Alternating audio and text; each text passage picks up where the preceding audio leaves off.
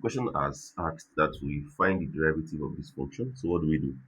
I'm looking at this function. I know that I'm having a term that is enclosed in a power. Okay, the power this time around is half because I can write this question like this. Write it like this: x squared minus one divided by x squared plus one all to the power of half. Remember, I've shown to you before now that if I have something like this, if I have a function or a term that is raised to a power, we could apply chain rule, okay? But we can just go straight to applying the shortcut of chain rule that tells us that when I have y equal to a function that has a power, to look for the derivative, what we do is bring down the power and differentiate what is inside. That will be f prime of x. Write everything again,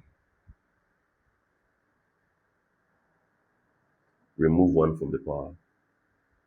Okay, so we're going to be applying these steps in tackling this question. Okay, now let's do it. So first step, what becomes dy over dx? Dy over dx becomes, first step is bring down the power. Okay, so I'm bringing down the power 1 over 2. The power is half, so I'm bringing it down, times differentiate what is inside.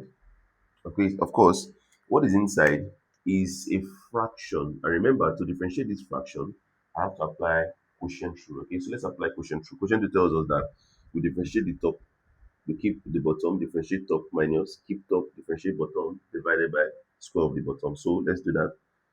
Keep bottom, x squared plus 1, differentiate top gives us 2x minus, keep top, top is x squared minus 1, okay, into differentiate the bottom, we get differentiate x squared, we get 2x, okay, 2x, because we differentiate 1, we get 0, all right? So we have done this, we have done keep bottom, differentiate top, minus keep top, differentiate bottom, all divided by square the bottom. So if I square the bottom, I'll be having this guy, okay?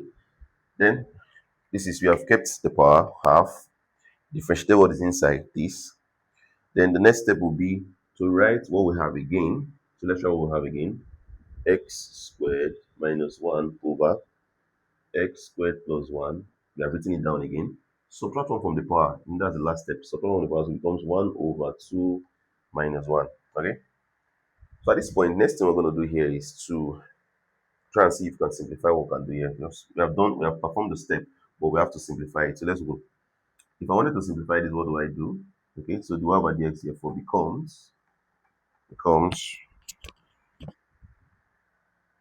1 over 2 times, now if I open bracket, what we have here, what do I have? I'll be having 2x times x squared gives us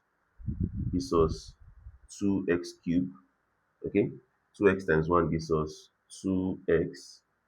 We're done with that. Minus, don't forget the minus sign, okay? Open your bracket, because the minus sign, you have to open bracket.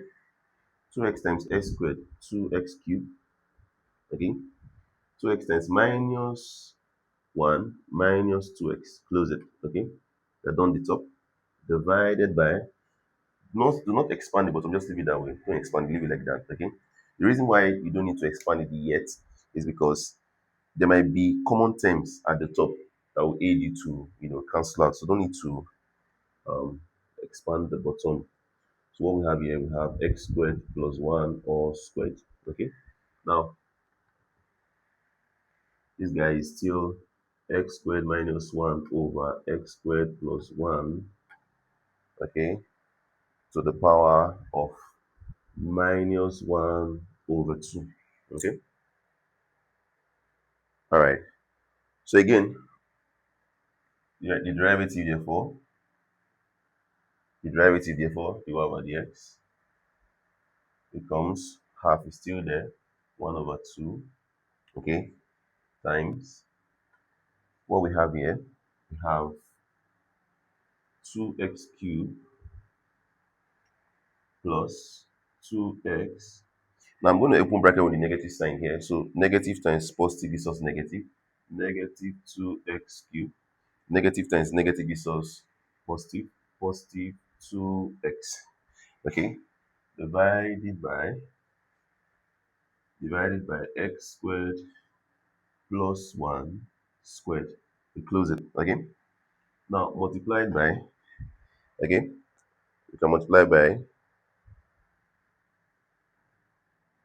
x squared minus 1 over x squared plus 1 all to the power of negative half. Okay, now at this point we can actually cancel these two guys, can go out. So what we have here becomes 2 over dx is equal to 1 over 2. Okay, 2x plus 2x gives us 4x. 4x divided by x squared plus 1 squared.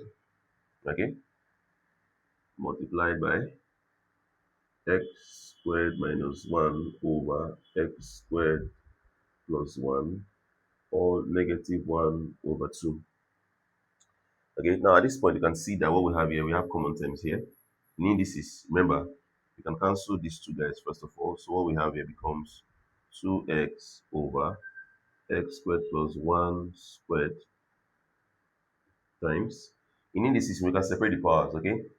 This power, you can have x squared minus 1 to the power of negative half divided by x squared plus 1 to the power of what? Negative half. Now, remember, in indices, we can actually apply the power law to separate the powers here, okay?